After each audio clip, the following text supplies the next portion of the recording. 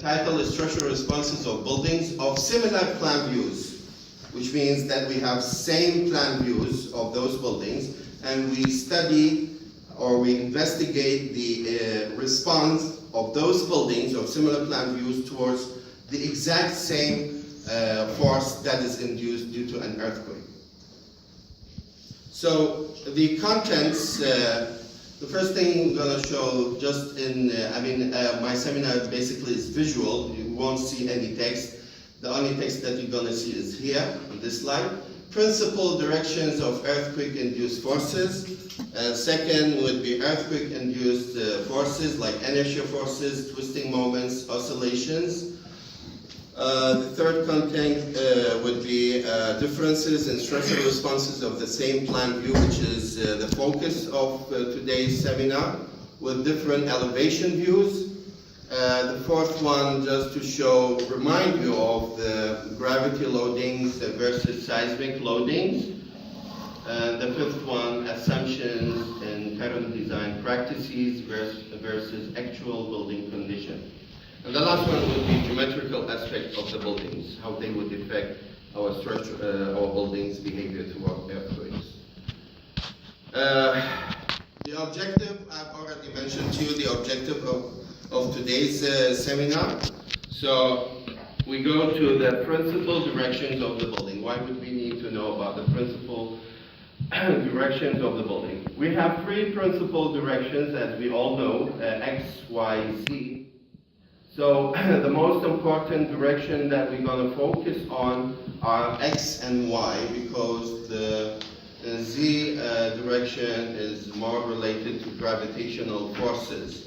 So most of the buildings, even though seismic induced waves causes vertical vibration to the building, but luckily most of the buildings are capable of withstanding those vibration without even having extra details for seismic, reinforcement, if the building is made up of reinforced concrete.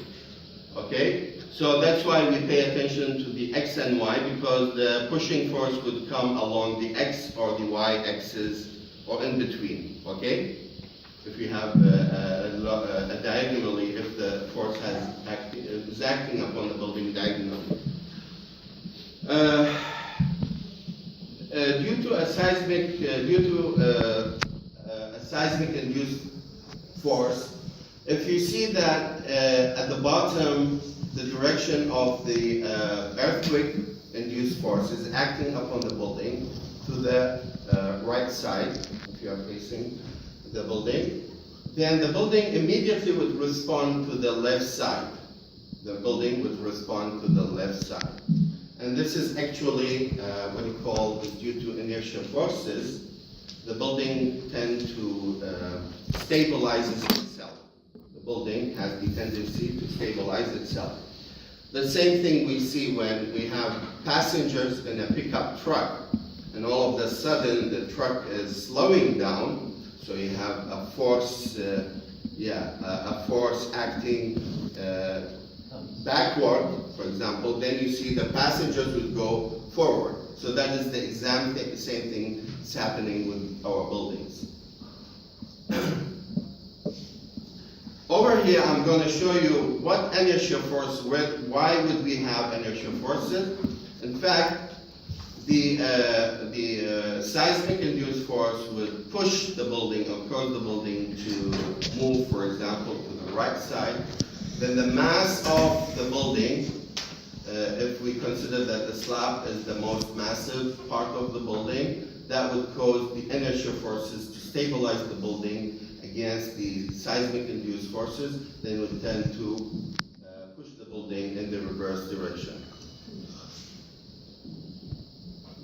And if we model it, this inverted pendulum would be a good example to show when you shake the ground, then you give a push to the right side, the pendulum goes to the left side.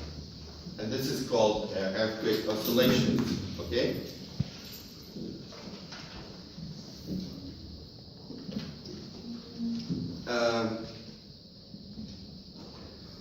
In 3D, we could visualize the inertia forces due to the building's mass, and we have the earthquake forces acting upon the building. As I've mentioned to you, if it is acting to one side, then the building would react to the other side.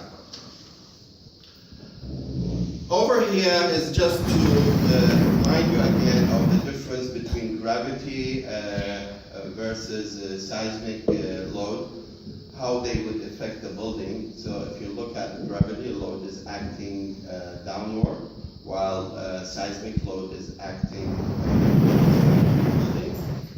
Gravity load causes, if you look at the location of the tensile stresses, you see the critical location of the tensile stresses due to gravity load. They are located at those places of the beams and the columns, while when it comes to seismic load is a dynamic load pushing the building to the right side, and you see the distribution is totally different from the distribution of tensile stresses when it comes from gravity.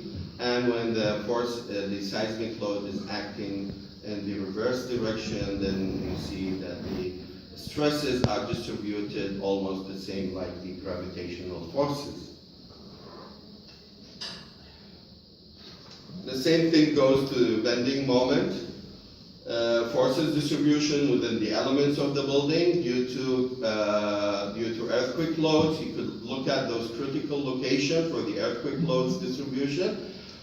While the bending distribution due to gravitational forces, you see, totally different. So that's why we get severe damages at different locations when the building experiences seismic induced forces. Now this is the focus of our today's seminar. As I've mentioned to you, structural responses. So we need to understand why would buildings of similar plan views respond differently to the exact same seismic induced force with the same magnitude and same intensity, and almost everything is the same. This is the plan view, which means the top view of the building. You see the same top view of two buildings. They have the same plan view, same top view, and experiencing the same amount of forces due to an earthquake. But we see that the building would respond differently or in a similar manner. And I'm going to go into very fine details why would those buildings behave in a similar or different manner. So identical vertical members, the earthquake ground movement, for example, if it's acting downward, the building, as I've mentioned, due to inertial forces, would react to the opposite side. So that is the first example. We show that we have these two buildings. For example, a single-story building, and we have an analogy to oversimplify for my students when I used to conduct the seminar to them, final year students, so that they could, with their intuition, they could understand or guess the behavior prior to explaining to them how would the building respond when it is when an earthquake hits both of these two buildings.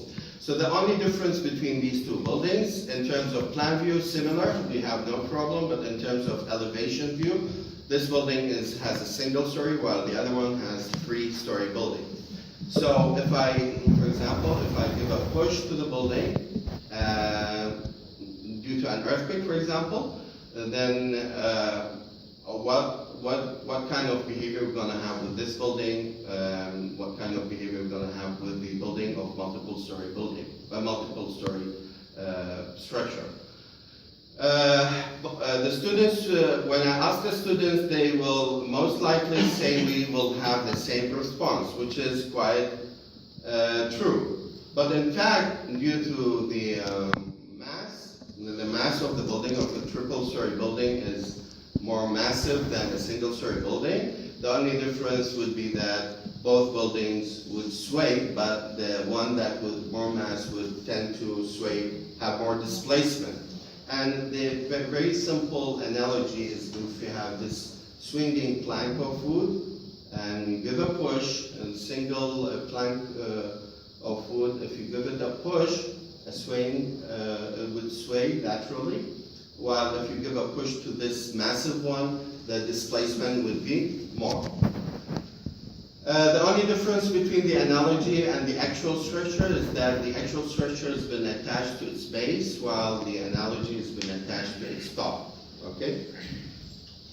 In the second example, if you have a building, okay, this is the plan view, and you have a building, of course, if you have a building, and it's supposed to be another building, okay, anyway, of similar plan view and different elevation view, but over here I'm not showing the elevation view of the other building. There is no other building to show you, so just talk about this building, how this building would behave, and why would this building behave in a different manner from the previous one, from this one, okay? If you look at the building, the elevation of the building, you can see that we don't have columns of equal length. That is the only difference between this building and the one that I have shown to you previously, this one, okay? Both of them multiple story and presume them to be of the same plan view. So when you give a push to this building due to an earthquake, what kind of response we're gonna get out of this building? We could, before we explain what kind of response we're gonna get out of this building, this analogy would explain it in a very simplified way. If you have a kid sitting close to, for example, no, has nothing to do with the kid. In fact, just a mass. If we have, okay, I forgot. The plank of wood is attached to two ropes of different length. So if you give a push to this swaying plank, what kind of behavior we're going to expect? I think we're going to expect that the plank would have two kind of movements. One, it would sway laterally. The other movement would tend to get the twisting force about the short side. So if you go down to the building, you're going to see the exact same behavior. The building tends to sway. The long side of the column has more displacement than the short side. So that extra displacement would cause the building to sway, to have a twisting force about a virtual axis, if we assume it on the short side of the building, of the column, and there would be a twisting force and a swaying force, two forces. So that is how the building would respond. That is why the building would respond differently. Okay?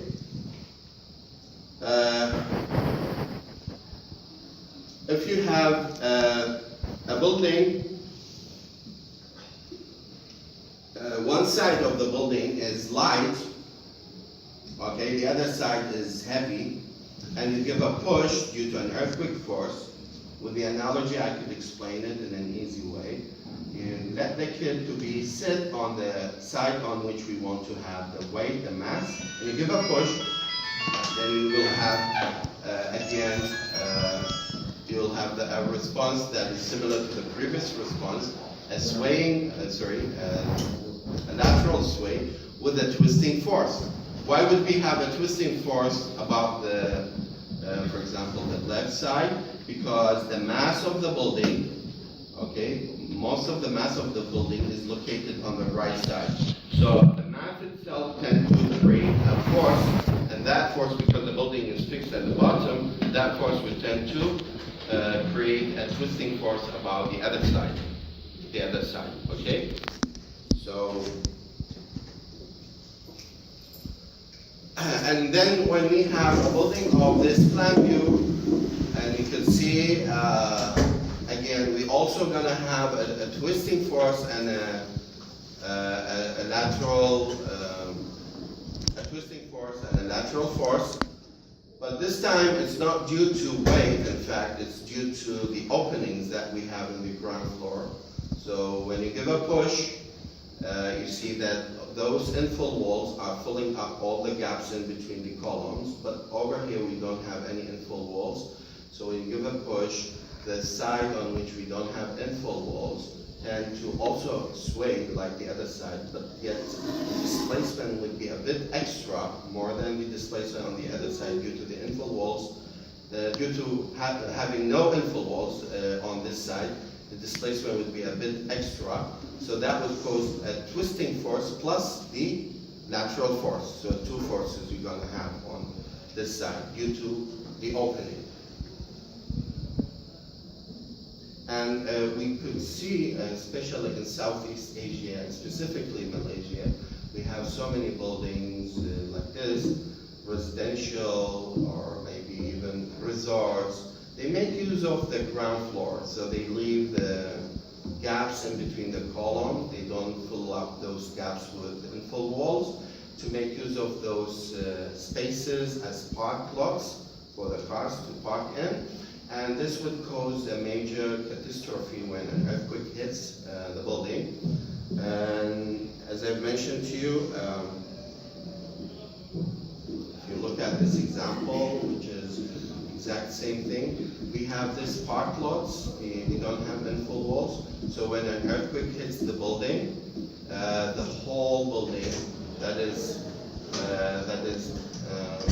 in which we have infill walls would tend to be solid and respond as a single unit, while the part of the building that is not, which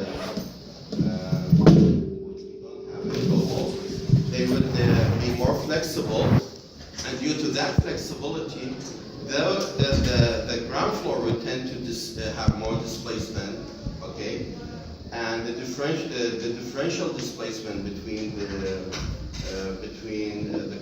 ground floor and the foundation is, the differential displacement between the ground floor and the first and second floor would be too much. That would cause severe damages to the ground floor. That's why those buildings are not recommended for seismic active regions, those regions in which we have the earthquake is active. And it's been modeled with this pendulum. And you can see those damages to the ground floor. Why would the building, if you look at the photo over here, no damages to the upper side of the building, and you see severe damages, it's just simply because of what I have explained to you over here, because of the displacement, extra displacement that the ground floor will experience. Okay, we have also a problem with what you call carbon design practices. When you assume a building, most of the time codes deal with skeletons. We don't talk about those details, the finishing, what kind of those gaps. How would you fill those gaps? Fully filled, or half full, or quarterly full? And would they be filled with glasses or infill walls or whatever the material you want to fill up those gaps with? So that is a problem again, because we'll have. This is how we consider the building when we analyze it and design it. But we don't consider those infill walls. We don't consider the finishing of the building. But that's also affect the structural responses of the building towards earthquake-induced forces. If you look at what you call, if you look at this building, those columns would look like they are of equal length. And if you look at this building, definitely you're going to see that the difference is that columns are of different length, right? Different height. But over here, if you look at this so-called mezzanine floor, subdivided the column into two parts. So once the column has been subdivided, it wouldn't behave in the exact manner with those columns, because it would behave as two different columns. Okay, and sometimes, for example, when you subdivide the column, you might have like infill walls in the ground floor, and the upper floor you just leave it with the opening. So the displacement of this side, these two columns would tend to get the same amount of displacement, while the upper part of the column would tend to sway more laterally. Then you're going to see more damages to the upper part of the column, though they are built monolithically as a single column, but they would behave differently because of those very small details that we don't pay attention in reality. Okay. Over here, if I give a push to the building on this side, And ignore this mezzanine floor, just assume that the building is standing on equal length columns. And this building is standing on different lengths. Yeah, I started 11:10, so I still have 10 minutes to. Oh, wait, it's okay, if you want to leave. مشكلة من لا أوي من لك شغلة من المشكلة من نوع شو تعرف كويس.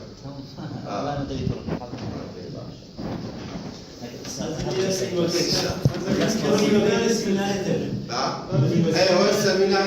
السمينار كذي كحاجة.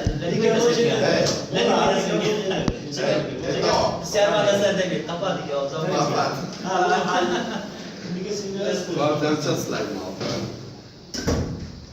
والله no slide no hair. Continuation.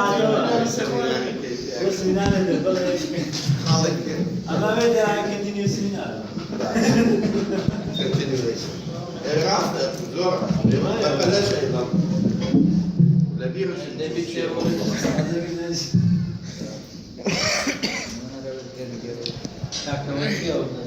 أي نعم. أي نعم. ما أخذت لي بنص. مني شاب داني شو قام لقمة يعني. من بلد والله. لحد دقيقة يقوم بنص منها كمان.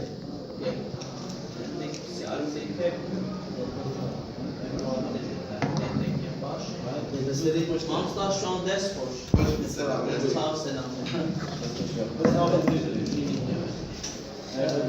Lekör. Güzel.